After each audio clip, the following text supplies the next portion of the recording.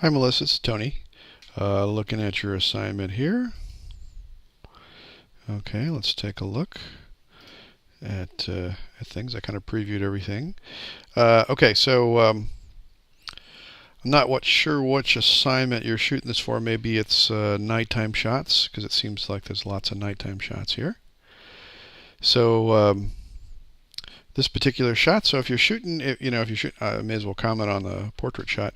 If you're shooting a portrait like this, make sure that, in this case right here, that you get more to the essence of shooting a portrait of somebody. So in a case like this, I would turn my camera vertically, and I would shoot so that I would have kind of a head and shoulders shot. Because right now you got a lot of distracting things going on. You got his arms and things over here, there's trees, lots of white around his head over here. This is a nice snapshot, but if you want to make it something that's more of a portrait, flip it vertically and zoom in a little bit tighter, and then you'll have a portrait that's better than just a normal sort of snapshot. Now, same thing here too. Now we're going to consider point of view. In a case like this, when you're shooting something that is something like this, to give it a little more drama, I would definitely get down on the ground and I would be shooting up at it. So you get this little puff of smoke in the foreground and the rocket taking off. When you're shooting something like this, you're basically looking at it in sort of a normal point of view, which is okay. I mean, it's pretty exciting as it is, but to get something a little with more drama, if you put your camera down on the ground and shoot looking up, that would add a little bit more to the drama.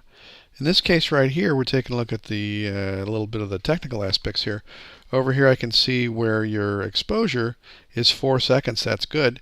But your f-stop is f8, which is basically stopping it down.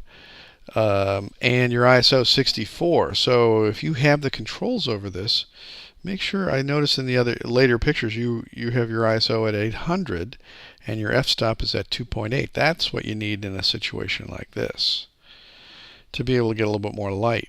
Same thing with this one. And this one's kind of boring because it's really nothing going on here. So if this was some kind of experiment, I am not able to figure out. Now here though, you can see your ISO or your f-stop is 2.8, so it's open a little bit brighter.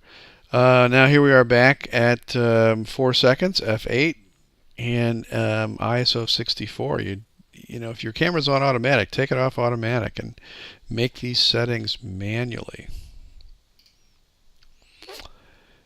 Okay, and this one, I've noticed that when you're shooting these things out at night, that you get a little camera shake going on. So make sure that when you're shooting nighttime shots, you put it on a tripod or you put it on something that's really rock steady, because I can see where things are kind of moving a little bit. It's not horrible, but it's it's not great. Now here's a perfect example of that.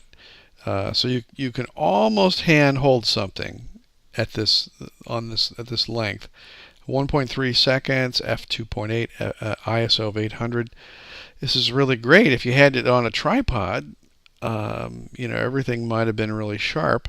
Or if you had it steadied up against something too, same thing. You don't always have to have a tripod, but you definitely need something where your camera is not moving. And if you're trying to hand hold it, you're going to get this blur. And the blur, it's not horrible, but it's more of a snapshot kind of thing.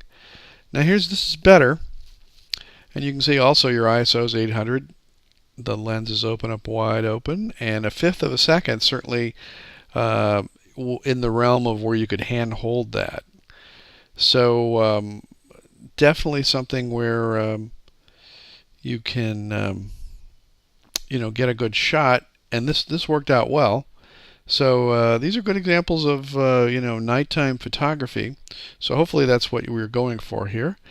And so keep up the good work, and we'll see you in the next assignment.